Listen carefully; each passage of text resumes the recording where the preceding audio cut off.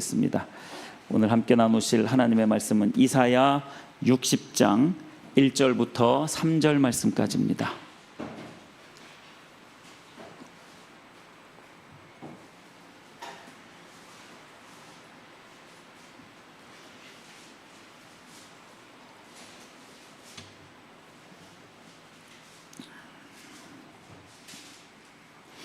이사야 60장 1절부터 3절 말씀까지 함께 보도록 하겠습니다. 우리 다 같이 한 목소리로 읽겠습니다. 시작. 일어나라, 빛을 발하라. 이는 내 빛이 이르렀고 여호와의 영광이 내 위에 임하였음이니라. 보라, 어둠이 땅을 덮을 것이며 캄캄함이 만민을 가리려니와 오직 여호와께서 내 위에 임하실 것이며 그의 영광이 내 위에 나타나리니 나라들은 내 빛으로 왕들은 비치는 내 광명으로 나오리라. 아멘. 아멘. 네, 오늘 이 본문 말씀을 중심으로 해서 십자가 복음 위에 설 때 주어지는 유업 두 번째 시간으로 부흥의 유업에 대해서 좀 더 정확하게 말하면 하나님의 부흥의 유업입니다. 그냥 부흥의 유업이 아니고 하나님의 부흥의 유업입니다. 근데 이 부흥의 유업이 언제 주어진다고요? 십자가 복음 위에 세워질 때라는 거예요. 그래서 십자가 복음 위에 세워지는 게 뭐야? 그 부분은 2주 전에 드렸던 그 말씀을 여러분들이 다시 한번 살펴보시면 십자가 복음 위에 서는 것이 이거였지라고 아시게 될 겁니다. 자, 오늘은 십자가 복음 위에 설 때 주어지는 유업 두 번째, 부흥의 유업입니다. 첫 번째는 무엇이었죠? 회복의 유업이었습니다. 회복의 유업이었어요. 오늘은 두 번째 유업으로서 부흥의 유업에 대해서 함께 살펴보도록 하겠습니다.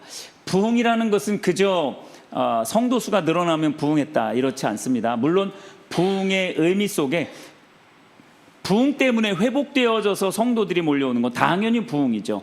그러나 단순히 성도들이 는 것만 보고 부흥했다라고 그렇게 말할 수는 없는 거예요. 왜냐하면 부흥이라는 것 자체가 무엇을 의미하냐면 하나님과의 그 깨어졌던 관계에서, 멀어졌던 그 관계에서 개인이나 공동체 또는 사회, 나라 전체, 그러한 모든 개인과 사회와 나라 전체가 하나님의 은혜로 다시 살아나고 회복되어지고 오직 하나님 한 분만을 구하고 찾으며 또 하나님의 뜻을 민감하게 따르는, 한마디로 영적 회복의 역사가 바로 부흥이기 때문에 만약에 성도들이 수백, 수천, 수만 명이 모였다 할지라도 그렇게 영적인 회복이 일어나지 않았다면 그 교회는 망한 거예요. 부흥한 게 아니고 그 교회는 망한 겁니다. 왜냐하면 이런 영적인 회복이 바로 부흥이기 때문에 그렇다라는 거예요.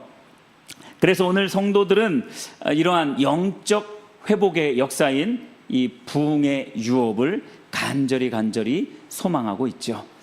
여러분들 부흥의 유업을 소망하고 있습니까? 네, 소망하시기를 바랍니다.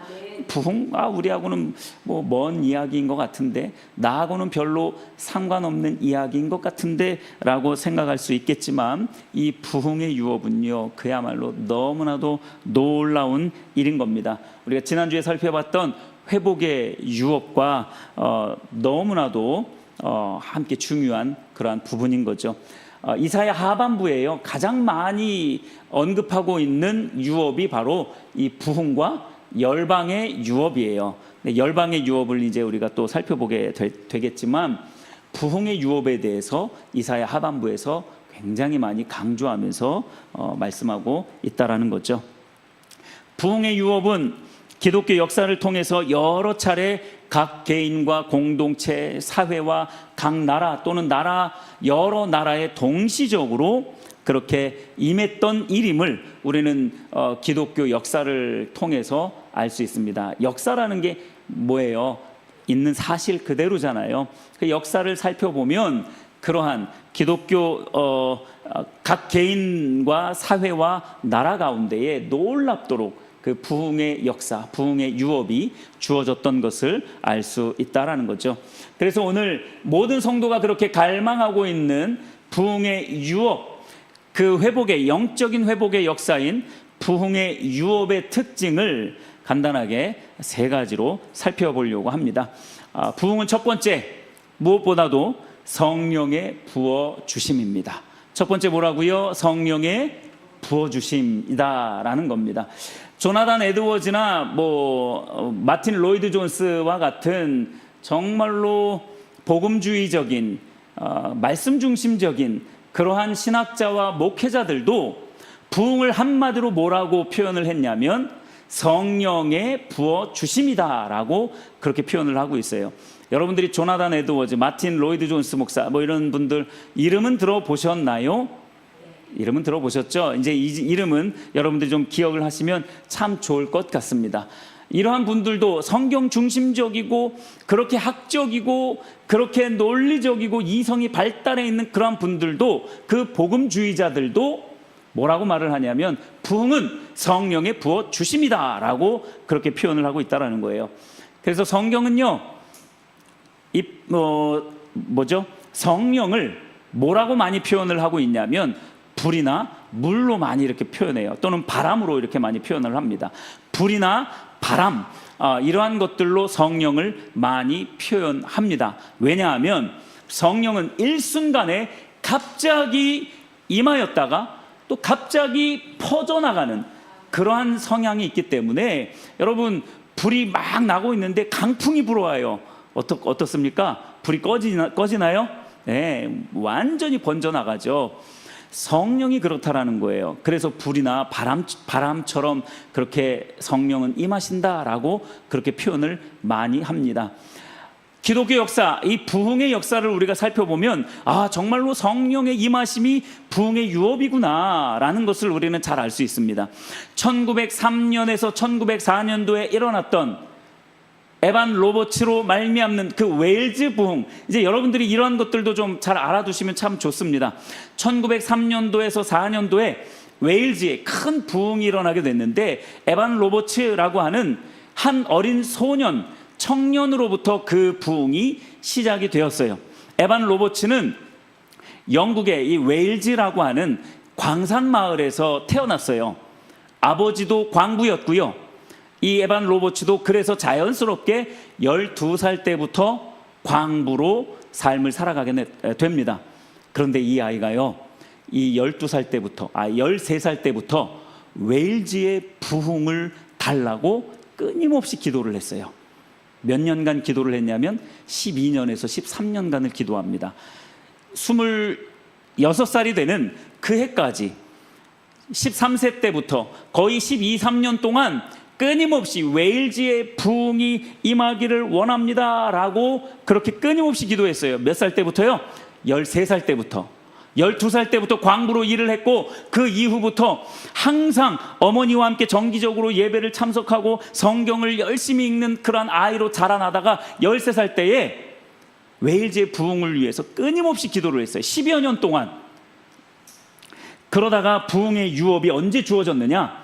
1904년 10월 에반 로버츠가 모리아 교회, 에반 로버츠가 출석했던 교회가 모리아 교회인데, 이 모리아 교회의 청소년 집회 가운데에 이 에반 로버츠가 그동안 계속 기도했다라고 했잖아요. 계속 기도를 했어요. 10여 년 동안 기도하다가 이 청소년 수련회 가운데에 뭐라고 기도를 했냐면 성령이여 오소서. 여러분, 그 한마디에 갑자기 성령님이 불같이 바람처럼 임하게 된 거예요. 그러면서 웨일즈에 부흥이 일어났던 겁니다. 놀랍도록 부흥이 일어났어요. 웨일즈 부흥의 그 시작을 통해서, 이게 역사라니까요. 1903년도 4년도에 웨일즈 부흥을 한번 쳐보세요. 다 역사 속에 나타나 있는 이야기입니다. 이 웨일즈의 부흥을 시작해서 1905년에 호주에도 부흥이 일어나기 시작합니다. 호주 여러 도시에서 수시로 말씀 성령 집회와 거리 전도가 끊임없이 일어나고 있었던 거예요. 뿐만 아니라 이 에반 로버츠의 웨일즈 부흥을 통해서 어디까지 계속해서 번져나갔냐면 인도까지, 인도라는 카시 지역에 1905년 1906년도까지 하나님의 부흥이 그 인도 카시까지 번져나간 거예요. 이 불씨가 어디까지 계속해서 나가게 됐냐면 우리 대한민국까지도 1903년부터 1907년까지 흔히 말하는 평양 대부흥이라는 이 평양에도 부흥이 일어나기 시작한 거예요. 1903년부터 1907년까지 원산과 평양에 놀라운 하나님의 부흥의 유업이 주어집니다. 여기서 끝났느냐? 계속해서 번져나가요. 1906년도에 미국 아주사 거리에 부흥이 임하게 됩니다. 물론 각 도시, 평양도 마찬가지고 아주사도 마찬가지고 인도도 마찬가지고 호주도 마찬가지지만 그 각 지역의 각 나라에 기도하는 사람들이 당연히 있었죠. 당연히 그 부흥을 준비하는 기도하는 사람들, 예배와 성령을 간절히 바라는 그러한 자들이 분명히 있었어요. 그런데 이 에반 로버츠의 그 부흥을 통해서 하나님께서 그 각 나라와 도시 가운데에 하나님이 대규모로 임하기 시작했던 거예요. 미국의 아주사 거리뿐만 아니라 1908년도에는 만주와 중국에까지 그 부흥의 물결이 계속해서 퍼져 나갔던 거예요. 여러분, 부흥이라는 건 바로 이래요. 불처럼 바람처럼 막 퍼져나가는 거예요. 어느 한 곳에 한 사람에게 임했다가 엄청나게 퍼져나가는 거예요. 여러분, 불이 번져나갈 때 여러분 불장난 해보셨어요?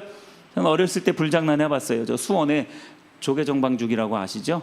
네, 거기 앞쪽에 옛날에는 다 논밭이고 뭐 많이 그랬어요. 그랬는데 거기에서 제가 어렸을 때 불장난을 했는데 갑자기 그 풀들이, 마른 풀, 갑자기 풀들이, 우리는 조금만 여기서 이렇게 놀다가 그냥 그러는데 풀이 막 퍼져나가는데요. 너무 놀랐어요. 깜짝 놀랐어요. 확 도망갔어요. 끌 생각은 못하고 너무 무서워가지고. 근데 뭐 나중에 어떻게 잘 꺼졌는 것 같더라고요. 어쨌든 불이 그래요. 한번 붙으면 작은 불씨 하나가 온 사방으로 다 퍼지는 그러한 특징이 있는 거죠. 성령의 역사, 성령의 부어주심이 바로 이렇다라는 거예요. 각 나라, 각 도시에 부흥이 임할 때마다 공통적으로 나타났던 현상이 뭐냐면 첫 번째가 바로 그거예요. 성령이 대규모로 부어주심이다라는 거예요. 성령이 불처럼 번져 나갔다라는 거예요. 자, 그렇게 성령께서 임하자 어떤 일들이 일어난 줄 아세요? 아까 호주도 그렇고 인도도 그렇고 대한민국도 그렇고 미국도 그렇고 중국 만주도 그렇고 공통적으로 성령이 임하시니까 어떤 일들이 일어나는 줄 아세요? 술, 도박, 폭력, 범죄 대부분 감소가 됐어요. 술집들이 문을 닫았다니까요. 창녀촌의 문이 닫았어요. 다 문을 닫았어요. 그래서 일거리가 없는 거예요. 사람들이 내가 이런 잘못을 했습니다. 서로 고백을 해요. 믿지 않는 평양 대부흥이 일어났을 때는 어떤 일들이 있는 줄 아세요? 학교 교실에서 믿지 않는 아이들조차도 그 부흥의 여파로 자기의 잘못을 친구들에게 막 고백하기 시작했어요. 이게 역사 속에 있었던 일이라니까요. 제가 지어서 내는 게 아니고 역사 속에서 이러한 일들이 있었다라는 거예요. 비윤리적인 일들이 점점 사라졌다라는 거예요. 그리고 자기의 죄를 회개하고 자기 허물을 자백하는 일들이 그냥 간헐적으로 일어났던 게 아니고 대규모로 일어난 거예요. 각 도시마다 대규모로 그렇게 일어났던 거죠. 심지어 하나님을 알지 못했던 사람들조차도 그 성령의 부어주심을 느꼈을 정도로, 이거는 그냥 현상이 아니다, 그냥 일반적인 현상이 아니다, 저들이 말하는 성령이 임하였구나, 성령이 부어졌구나 라는 것을 깨달을 정도로, 믿지 않는 자들도 그것을 깨달을 정도로 강력한 성령의 임재가 임했다라는 거예요. 한마디로 하나님의 생명이 많은 사람들에게 그렇게 퍼져 나갔던 거죠. 사람들에게 회복되고 있었던 거죠. 그래서요, 1907년 평양 장대현 교회에 임했던 그 하나님의 부흥에 대해서 미국 선교사인 조지 맥큐는 미국 교회에 이제 선교 보고를 하잖아요. 보통 이제 선교사님들은 선교 보고를 합니다. 이제 고국에 선교 보고를 해요. 그 보고서에 뭐라고 썼냐면 이렇게 말하고 있습니다. 미국 선교사님이 미국 본토 교회에 보고서를 이렇게 썼다고요. 제가 읽어드릴게요. 장대현 교회에서 모인 지난밤 집회는 최초의 실체적인 성령의 권능과 임재의 현시였다. 우리 중 아무도 지금까지 이전에 그 같은 것을 경험하지 못했으며, 우리가 웨일즈나 인도에서 일어난 부흥 운동에 대해서 읽어봤지만 이번 장대현 교회의 성령의 역사는 우리가 지금까지 읽었던 그 어떤 것도 능가할 것이다. 여러분 놀랍지 않으세요? 장대현 교회에서 일어났던 그 놀라운 성령의 역사는 우리가 웨일즈 부흥도, 인도의 부흥도 우리가 다 알고 있지만 그것보다도 훨씬 놀라운 성령의 임재가 있었던 그러한 역사가 있었던 그러한 집회였다라고 선교사님이 미국의 선교 보고서를 이렇게 썼다는 거예요. 역시 미국 선교사인 노블 선교사도 선교 보고서에 다음과 같은 보고 내용을 썼습니다. 한국교회, 여기는 이제 평양 남산현 교회예요. 장대현 교회만 있었던 게 아니에요. 평양 남산현 교회에 내 자신이 지금까지 목격하지 못했고 듣지도 못했던 가장 놀라운 성령의 부어주심의 현시가 있었는데 아마도 사도시대 이후 이보다 더 놀라운 하나님의 권능의 현시는 없었을 것이다. 놀라운 부흥의 역사가 그 평양 도시 한복판에 그렇게 놀랍도록 있었던 거예요. 그러니까 하나님을 믿지 않는 사람들조차도 자기의 잘못을 막 고백하는 그런 문화가 형성이 되어진 거예요. 성령께서 일하지 않고서는 절대로 일어날 수 없는 그러한 일이다라는 거예요. 성령님이 임재해 계시다는 것을 누구도 부인할 수 없을 정도로 너무도 분명하고 확실했던 거예요.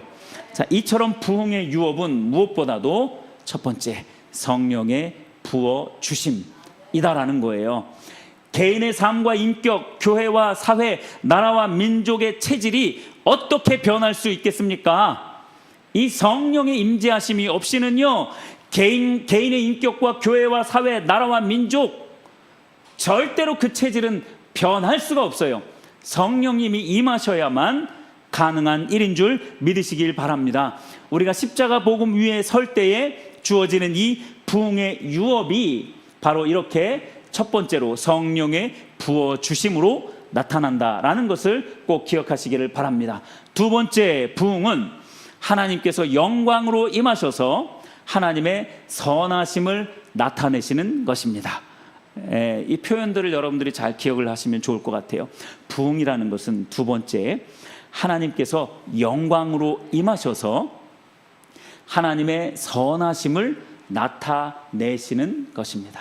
영광으로 임하셔서 뭐 성령의 임재나 같은 말이에요, 사실은. 그런데 이렇게 다른 말로 영광으로 임재하셔서 하나님 자신의 선하심을 나타내시는 것이 바로 또 한편으로 부흥이다라는 겁니다. 자, 오늘 본문 1, 2절 말씀을 같이 한번 읽어보실까요? 다시 한번 읽어보죠. 1, 2절 시작.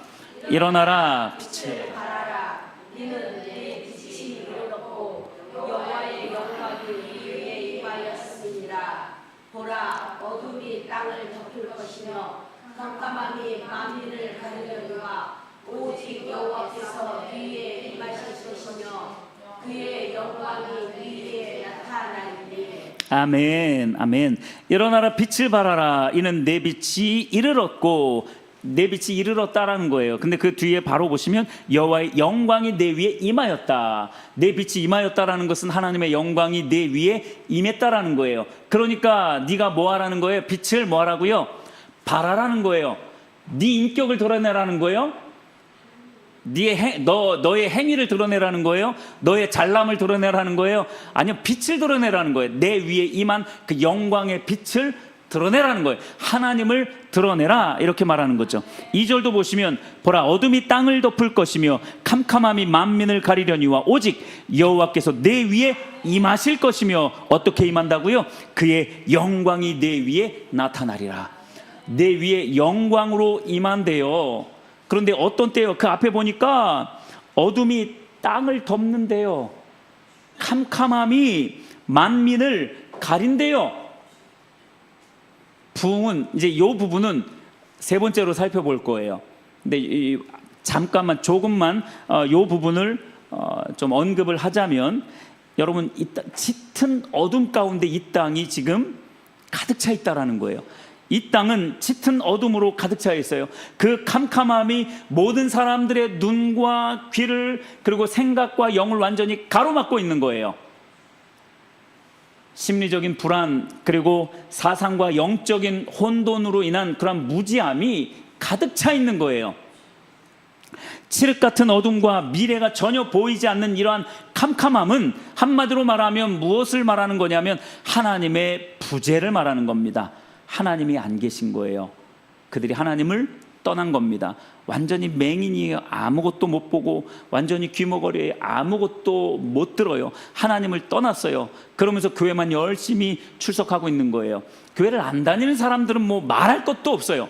그러나 교회를 출석하고 있는 사람들조차도 눈먼 맹인이고 아무것도 듣지 못하는, 복음의 소리를 전혀 듣지 못하는 칠흑 같은 어둠, 캄캄함이 그들을 완전히 둘러싸고 있는 거예요.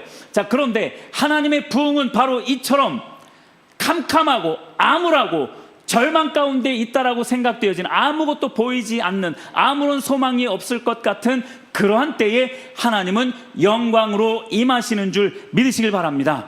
하나님은 그렇게 영광으로 임하셔서 하나님의 선하심을 나타내신다라는 거예요. 출애굽기 33장에 보면 모세는 하나님께 하나님의 영광을 보여달라고 간절히 기도를 합니다. 출애굽기 33장 19절에 18절에 이렇게 말해요. 모세가 이르되 원하건대 주의 영광을 내게 보이소서.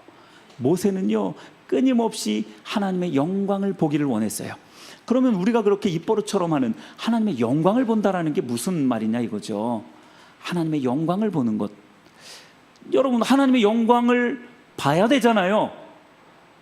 하나님의 영광을 본다라는 게 도대체 뭡니까?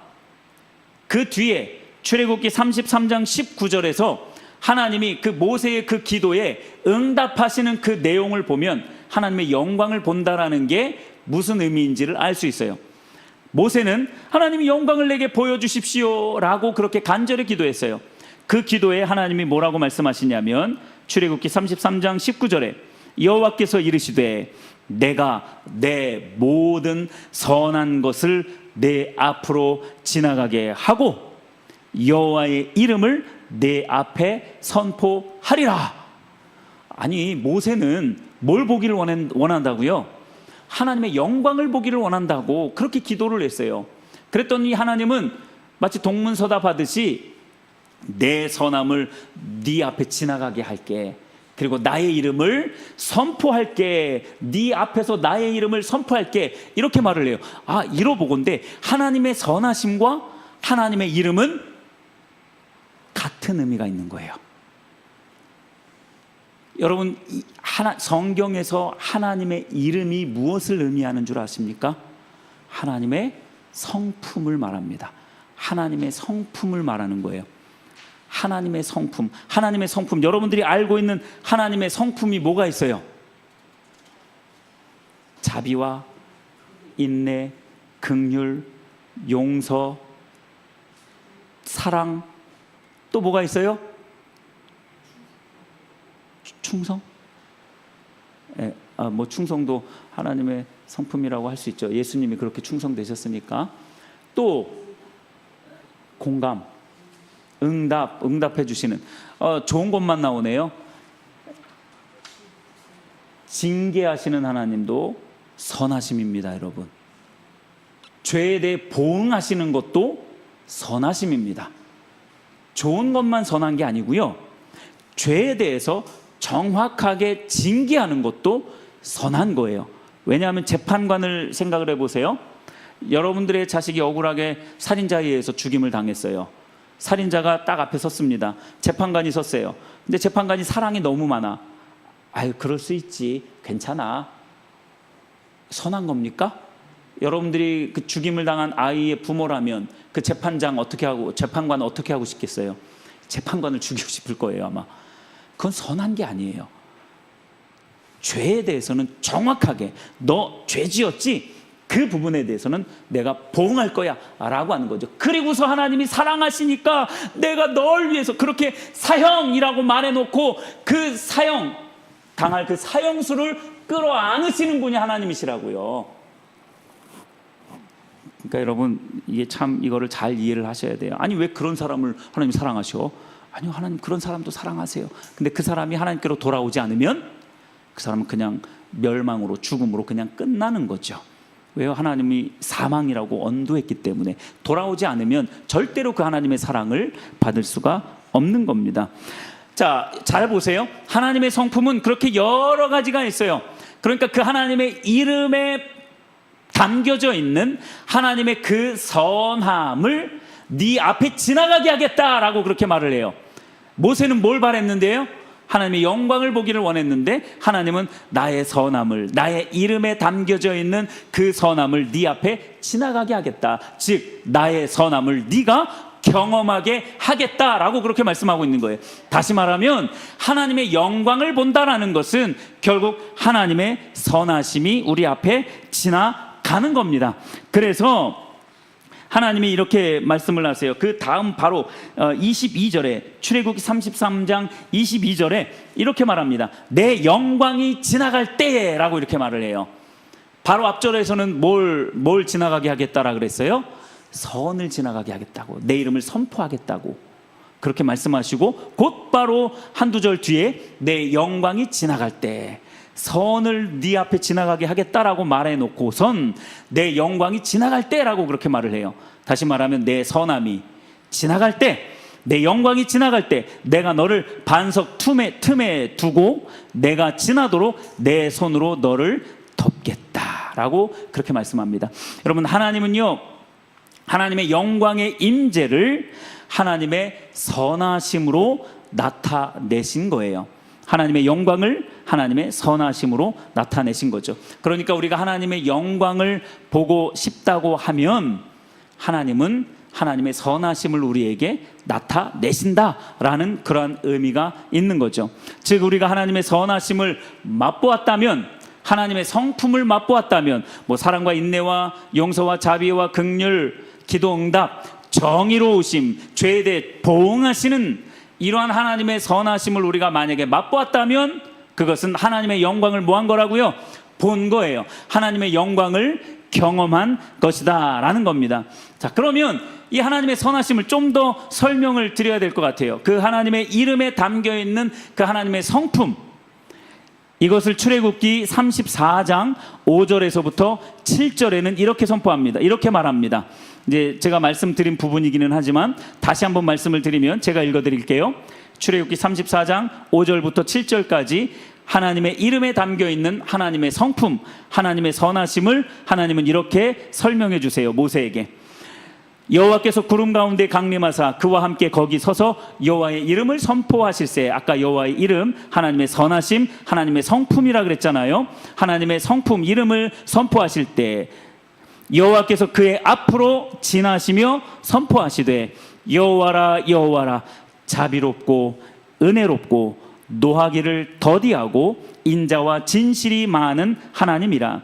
인자를 천대까지 베풀며 악과 과실과 죄를 용서하리라. 그러나 벌을 면제하지는 아니하고 아버지의 악행을 자손 3, 4대까지 보응하리라. 이게 하나님의 이름에 담겨있는 하나님의 성품이고 하나님의 선하심인 거예요. 자, 부흥이라는 것은 이처럼 하나님께서 영광으로 임하시는 것을 말씀하고 있는 거예요. 하나님께서 영광으로 임하시면 무엇보다도 자신의 선하심, 즉 하나님의 성품을 나타내신다라는 거예요. 그래서 부흥의 핵심은 하나님께서 영광으로 임하셔서 자신의 선하심을 나타내시는 것이다 라는 거예요. 그래서 다윗은요, 시편 34편 8절에 다음과 같이 고백합니다.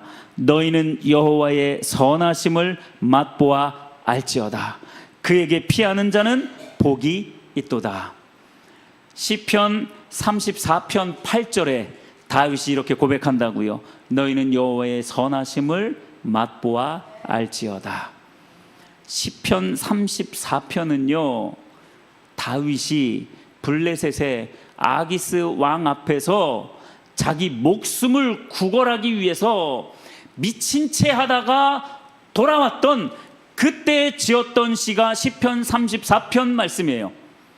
자기의 목숨, 그 절망스러운 죽음의 문턱에서 벗어나 지었던 시가 바로 이 시편 34편 말씀인 거예요.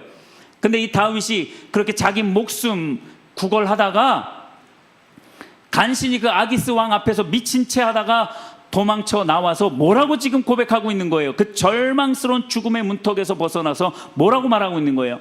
하나님의 선하심을 맛보아 알지어다 라고 그렇게 선포하고 있는 거예요.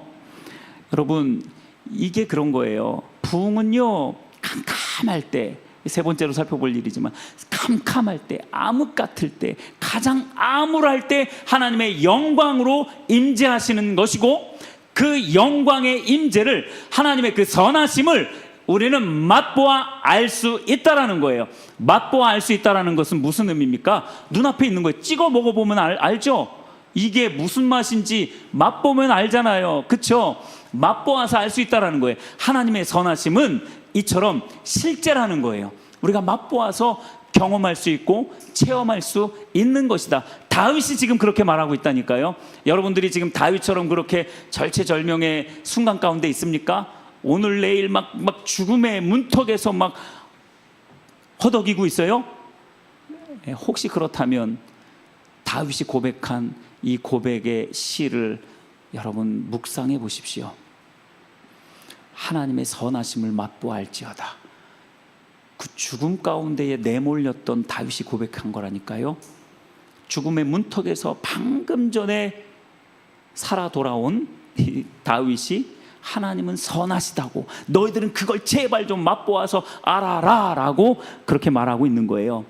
부흥의 유업은 이처럼 하나님의 영광을 맛보는 겁니다. 하나님의 선하심을 맛보는 거예요. 자비와 은혜와 인내하심과 인자와 진실하심, 그리고 하나님을 그렇게 대면하는 것이 바로 하나님을 맛보는 거예요. 하나님의 선하심을 맛보는 것이죠. 뿐만 아니라 죄에 대해서는 마땅한 보응을 하시는 그 하나님의 선하심도 맛볼 수 있는 거죠. 다윗은 이런 하나님의 선하심을 맛보았던 것입니다. 여러분들도 만약에 어떤 절망의 난간이나 죽음의 문턱에서 있었다면, 또는 지금 현재 그러고 있다면, 그 하나님의 영광의 임재를, 하나님의 선하심을, 하나님의 성품을 경험하시게 되기를 예수님의 이름으로 축복합니다. 세 번째, 하나님의 부흥의 유업은 영적으로 가장 어두울 때 이 부흥의 유업은 주어집니다. 참 이게 너무나도 놀라운 사실이에요.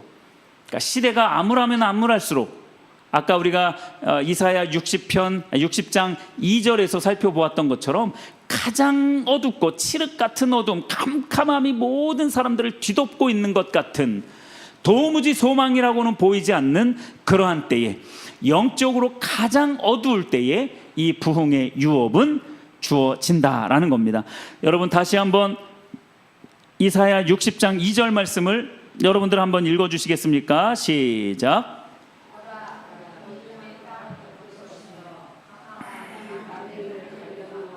오직 여호와께서 이 위에 임하실 것이며 그의 영광이 이 위에 나타나리니. 네, 너무 힘없게 읽으셔서 제가 다시 힘있게 읽어드릴게요. 보라, 어둠이 땅을 덮을 것이며 캄캄함이 만민을 가리려니와 오직 여호와께서 내 위에 임하실 것이며 그의 영광이 내 위에 나타나리니. 아멘. 감리교 창시자라고 알려져 있는 요한 웨슬리, 존 웨슬리라고 하죠. 근데 이 존 웨슬리가 그 영국 땅 가운데에 부흥을 일으키기 전에, 물론 하나님이 그 부흥을 허락해 주셨죠. 근데 그 영국 땅에 부흥이 오기 전에 영국의 상황을 제가 좀 말씀을 드릴게요. 이사야 60장 2절에서 있었던 것보다 너무 심각합니다. 진짜 심각해요. 영국이요, 부흥이 오기 바로 직전에 어떤 상황이었는지 끔찍할 정도입니다. 뭐 영적인 권위, 성경의 권위는 뭐 이미 땅바닥에 내팽개쳐 있었고요. 기독교는 그 영성과 능력 완전히 상실했어요. 기독교의 교리는 기껏해야 윤리적인 내용, 윤리적인 도덕적인 그러한 수준으로 생각하게 되어졌어요. 그러니까 사람들은 교회에 와도 아무런 삶의 변화를 경험하지 못해요. 인격의 변화, 생각의 변화, 아무것도 일어나지 않아요. 그러니까 사회의 높은 계층에 있는 사람들은 종교에 대해서 언급한다? 그러면 비웃기 시작합니다. 뭐 아직도 교회 다녀? 이런 식인 거예요. 요즘 아이들이 교회 다니면, 또는 교회 다니다가 교회 안 다니면 뭐라고 하는 줄 아세요? 너 교회 끊었어? 무슨 학원 다니듯이. 교회 끊었어? 뭐 이런 식이야. 야, 뭐 벌써 아직도 교회 다녀? 나는 옛날에 끊었어. 무슨 교회를요, 학원 다니듯이 말합니다. 그러니까 그만큼 교회의 권위가 지금 많이 실추되어져 있는 거예요. 근데 당시 영국 교회는 지금 우리 대한민국보다 훨씬 더 심각했던 거죠. 그러니까 종교에 대해서 언급하면 막 비웃기 시작해요. 대부분의 유명한 정치가들은 불신자였어요. 그리고 그 생활 굉장히 부도덕했고요. 음주벽이 있었고, 이 입술은 엄청 더러웠어요. 그래서 사악한 말투를 사용하는 것으로 그때 당시에는 굉장히 유명했습니다. 그래서 사람들은요, 결혼을 아주 우스꽝스러운 제도로 여기게 되었습니다. 오늘날 결혼제도, 지금 청소년 청년들 그 결혼제도 지금 다 무너진 거 아시죠? 네, 결혼제도 지금 다 무너졌어요. 지금 우리도 자칫하면, 여러분 깨어있지 않으면요, 우리 다음 세대들이요, 이 결혼제도 우습게 여긴다니까요. 반드시 그런 일들이 일어납니다. 영국 교회가 바로 그렇게 됐어요. 결혼을 우스꽝스러운 그러한 제도로 생각을 했습니다. 좀 더 나가 볼게요. 교회에서 드려지는 예배는 형식화되었어요. 그래서 순서만 잘 하면 그냥 예배 드렸다라고 그냥 아무런 변화도 없이 다 돌아가요.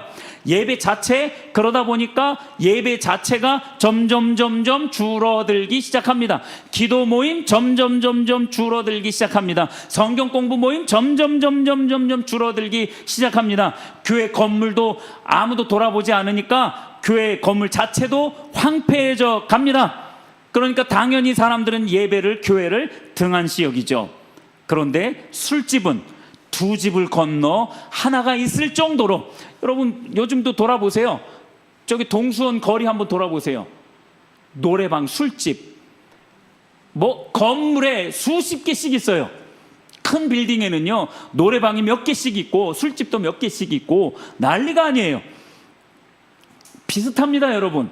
오늘날 이 대한민국의 수준도 사실은 비슷해요. 그런데 대한민국은 아직 이 정도까지는 아니죠. 자, 어쨌든 이러다 보니 뭐 술집은 뭐 세 집 건너 하나가 있을 정도로 많아졌어요. 이게 다 여러분 당시에 영국의 상황을 기록해 놓은 그 기록물들에 다 있는 내용이에요.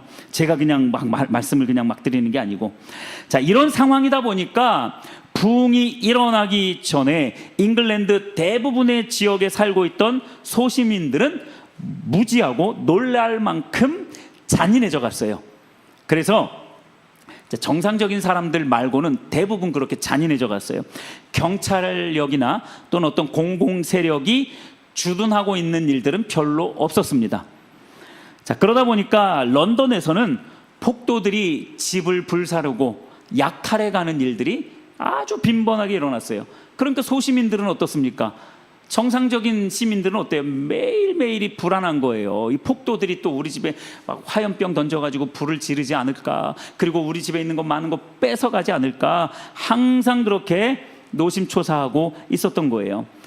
당시 경찰력은 별 효과를 발휘하지 못했지만 범법 행위에 대해서 재판정은 가혹하리만큼 아주 무서운 형벌을 내렸어요. 무서운 무자비한 판결을 내렸다라는 거예요.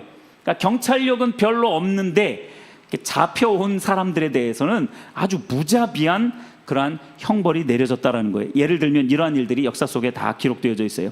1800년도까지는 벚나무를 베어 넘어뜨린 사람, 벚나무를 베어서 넘어뜨린 사람, 또 어떤 사람의 손에서 무엇을 낚아채, 뭐 말하자면 소매치기죠.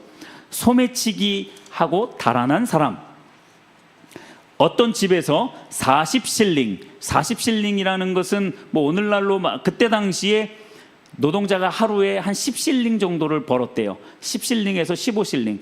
그러니까 어떤 집에서 40실링. 그러니까 4일 정도, 이제 4주, 뭐죠? 제가 뭐라 그랬어요?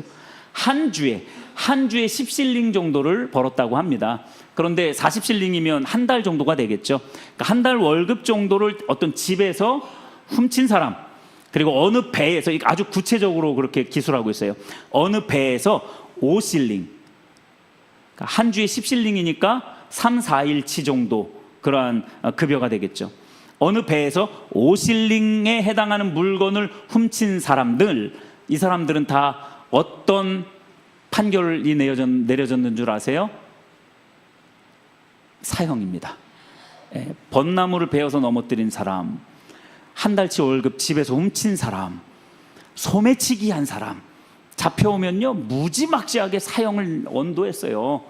하루에 뭐 막 40명씩 50명씩 사형 언도가 내려지는 일들이 엄청나게 많았다라는 거예요. 그래서요 영국의 상황이 이 지경이었어요. 그러다 보니까 하나님을 모르는 역사학자들마저도 뭐라고 평가하냐면, 이 요한 웨슬레가 이 영국 땅에 부흥을 일으키지 않았다면, 즉 하나님께서 그 영국 땅에 부흥을 일으켜 주시지 않았다면 영국은 100년을 후퇴했을 것이다 라고, 이렇게 하나님을 믿지 않는 역사학자들도 이렇게 말을 합니다.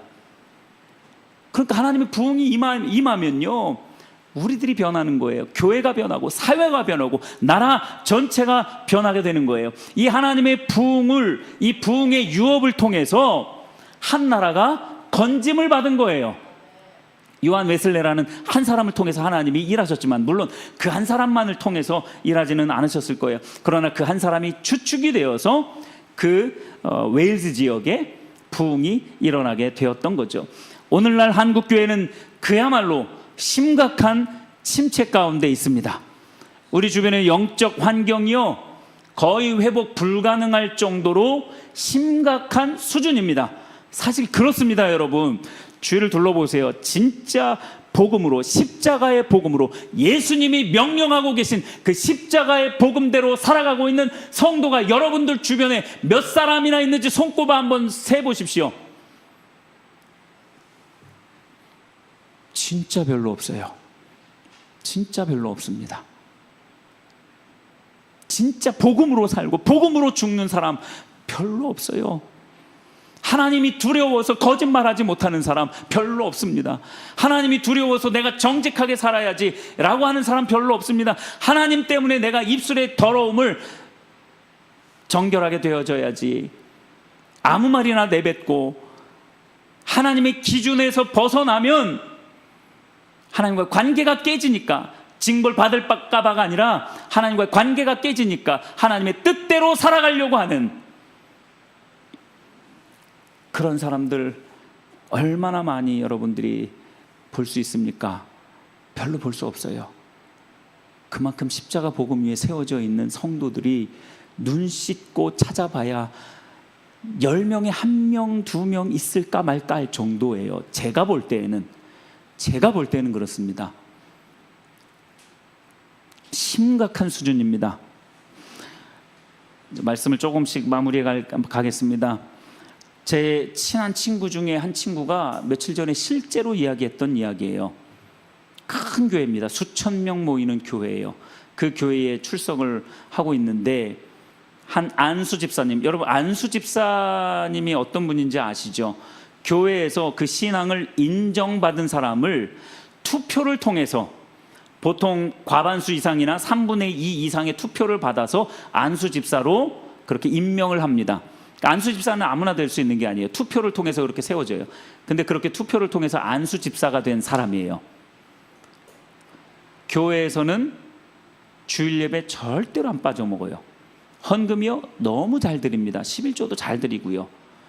교회 봉사요, 교회에 뭔 일이 있다고 하면은 직장 일도 잠깐 내두고 와가지고 교회 봉사일까지 열심히 하는 분이에요.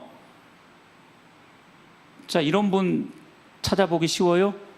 별로 찾아보기 어려워요. 진짜 어려워요. 근데 이분과 제 친구가 함께 어떤 모임에 갔어요. 함께 모임에 갔습니다. 술자리였어요. 술만 마신 거 그거는 아주 빙산의 일각입니다. 술 마시고 2차로 모텔에 갑니다. 그리고 제 친구에게도 권했다는 거예요. 야, 같이, 야가 아니지, 야는 아니지. 제 친구다 보니까 제가 야를 하고 있어요. 하여튼 그 친구에게 권하더라는 거예요. 내가 돈 내줄 테니까 이렇게 한번 하세요. 뭐 이렇게 하는. 그 친구가요, 더러워서. 그 친구도 신앙심이 그렇게 깊은 친구는 아니에요. 그러니까 신앙 다 까먹었어요. 사실은 많이 까먹었어요. 신학도 공부하다가 이렇게 했던 친구였는데 신앙을 많이 까먹었어요. 그래도 하나님 무서운 줄 알아가지고 그래도 어쨌든 교회에 가끔 그렇게 나가는데, 그 사람 보기가 너무 역겨워서 교회 나가기가 너무 싫더래요. 밖에서는 그런 생활을 하고 있으면서 교회 안에 와서는 안수 집사로, 조금 있으면 장로가 될 사람으로, 그런 사람으로 그렇게 가면을 쓰고 신앙생활을 하고 있다는 거예요. 그거 혹시 여러분은 아닙니까? 저는 아니냐고요. 아니 왜 남의 이야기만 하냐고요. 나는 아니냐고요. 목회자 중에 그런 사람 얼마나 많은데요. 성도 중에 그런 사람이 얼마나 많은데요. 한국교회요, 너무나 타락해 있습니다. 다시 일어날 수 있을까라고 생각이 될 정도로 너무나 처절하게 죄악 가운데 빠져 있어요. 그리고서 교회는 왔다 갔다 한다니까요. 온갖 부정적인 말들은 다 하고, 판단하는 말 다 하고, 온갖 죄는 다 저지르면서 자기는 못 돌아봐요. 그리고 교회는 왔다 갔다 하는 거죠. 여러분, 이렇게 한국교회 목회자와 성도 너무 심각한 수준에 도달해 있습니다. 그러나 우리가 지금 살펴보고 있는 내용이 뭡니까? 우리가 처한 이 영적 상황 때문에 낙심할 필요는 없습니다. 밤이 깊을수록 새벽은 가까이 왔는 줄 믿으시길 바랍니다. 우리는요, 우리 자신부터 철저하게 예수 그리스도의 터 위에, 십자가 복음 위에 서서 오직 예수 그리스도만이 내 인생에 있어서 유일한 가치요, 그분만을 아는 것이 내 인생에 있어서 유일한 목적이 되는 그 삶 가운데 세워지게 되면요, 하나님의 부흥의 유업은 반드시 주어지는 줄 믿으시길 바랍니다. 이 암울한 시대 가운데 하나님은요, 반드시 그 부흥의 유업을 허락해 주실 것이다 라는 거예요. 부흥이라는 것은 이처럼 영적으로 가장 어두운 시기에 왔기 때문에 그렇다라는 거예요. 우리 눈에는 불가능할 것 같아요. 회복이 일어날 것 같지가 않아요. 절대로 그러한 일들은 가능하지 않을 것 같습니다. 그래서 스가랴 선지자가 예언을 했어요. 8장 6절에, 스가랴 8장 6절에 만군의 여호와가 이같이 말하노라. 이 일이 그날에 남은 백성의 눈에는 기이하려니와 내 눈에야 어찌 기이하겠느냐. 만군의 여호와의 말이니라.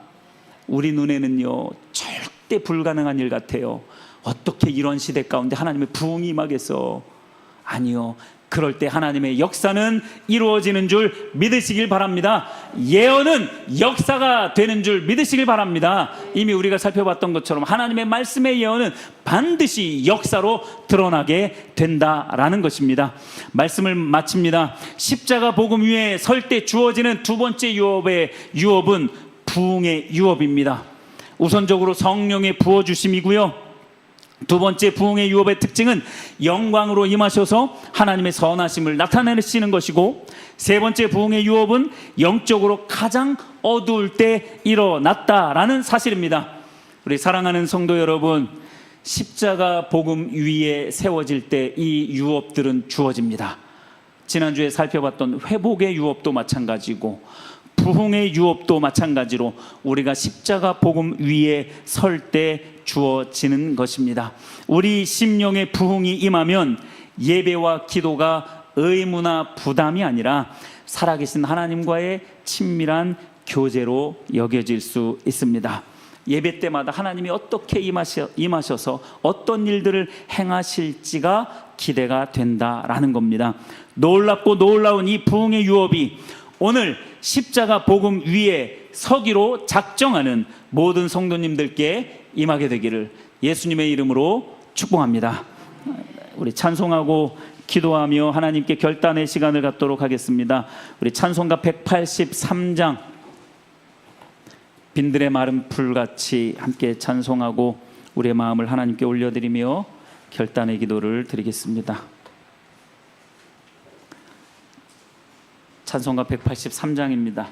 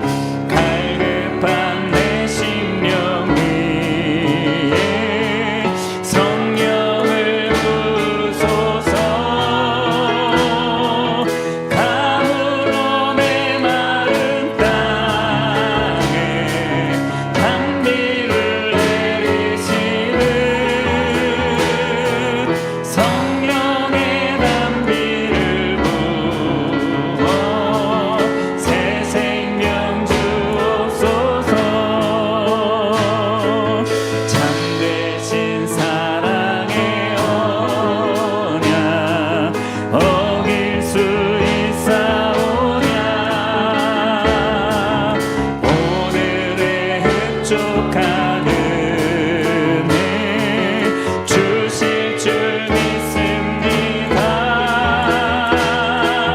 가물어 메마른 땅에 단비를 내리시듯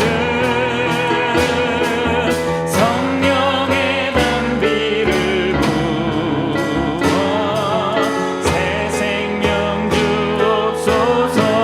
가물어 메마른 땅에 가물어 메마른 땅에 단비를 내리시듯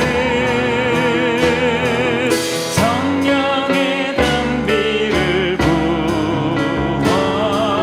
새 생명 주옵소서. 아멘. 이 시간 하나님 앞에 여러분들의 마음을 올려드리며 결단하며 기도했으면 좋겠습니다. 십자가 복음 위에 세워질 때 우리에게 주시는 그 부흥의 유업, 하나님 우리도 맛보게 하여 주십시오. 내 삶 속에서 그 하나님의 부흥의 유업을 맛볼 수 있도록 은혜로 함께하여 주시옵소서. 이렇게 하나님 앞에 간절히 기도하시면서 십자가 복음 위에 세워지기를 원합니다. 이렇게 하나님 앞에 또 간절히 소망하면서 하나님 앞에 여러분들의 마음 중심을 올려드리며 기도로 나아가겠습니다. 기도하겠습니다. 사랑하는 주님 감사합니다. 하나님 오늘도 십자가의 복음으로 말미암는 십자가 복음이 세워질 때 주어지는 그 유업을 우리에게 허락하여 주시니 감사합니다. 우리에게 이 말씀을 허락하여 주시니 감사합니다. 하나님 우리가 볼 때는 너무나도 암울하고 불가능할 것 같고 앞이 캄캄하고 까마득한 어둠 가운데 있는 그런 상황 가운데 있을지라도 하나님의 눈에는 기이하지 아니하고 마땅한 일이 바로 십자가 복음 위에 세워진 자들을 통한 하나님의 부흥의 유업인 줄 믿사오니 하나님의 부흥의 유업이 이 땅 가운데 가득 찰 수 있도록 가득히 임할 수 있도록 하나님 도와주시옵소서. 불처럼 바람처럼 이 땅 가운데 하나님의 부흥의 유업이 그렇게 임하여지기를 원합니다.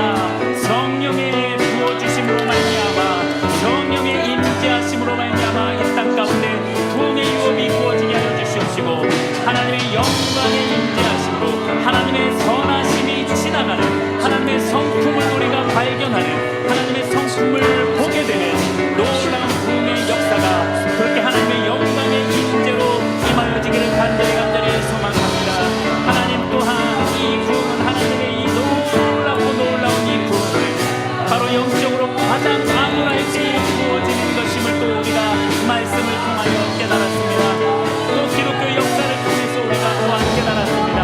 하나님 우리가 이렇게 시대적으로 암울하고 시대적으로 캄캄할 이러한 때에 영적으로 너무나도 어두운 이 때에 아무것도 보이지 않고 아무것도 들리지 않는 것 같은 이러한 때에 하나님의 부흥을 우리가 사모하게 하시고 그 하나님의 부흥이 임하여지기를 위하여서 에발로보트와 같이 그렇게 간절히 기도하는 기도의 물이 아버지 발의 무리가 되어질 수 있도록 부흥을 사모하고 부흥을 열망하는 그런 하나님의 자녀들로서 우리 한 사람 한 사람이 세워질 수 있도록 하나님 도와주시옵소서. 그렇게 아버지 이 시대가 암울할 때에 이 시대가 그렇게 캄캄할 때 아무것도 보여지지 않는 것 같은 이런 시대 가운데에 우리가 하나님의 부흥을 간절히 사모하여 간절히 열망하며 그렇게 하나님께 가까이 나아갈 수 있도록 하나님 도와주시옵소서. 그럴 때 하나님 이 땅 가운데 하나님의 부흥이 임하여질 줄 믿사오니 하나님의 부흥이 바람처럼 불처럼 그렇게 아버지는 부어 주시옵소서. 우리가 하나님의 부흥을 간절히 소망하면서 하나님의 부흥을 간절히 소망하면서 그렇게 우리가 기도의 자리로 예배의 자리로 나아가길 원합니다. 우리 한 사람 한 사람이 먼저 십자가의 복음 위에 온전하게 세워지게 하여 주시옵소서. 그럴 때 하나님의 부흥의 유업을 맛보게 하여 주시옵소서. 주님 감사합니다. 주님 감사합니다. 주님 함께 하여 주십시오.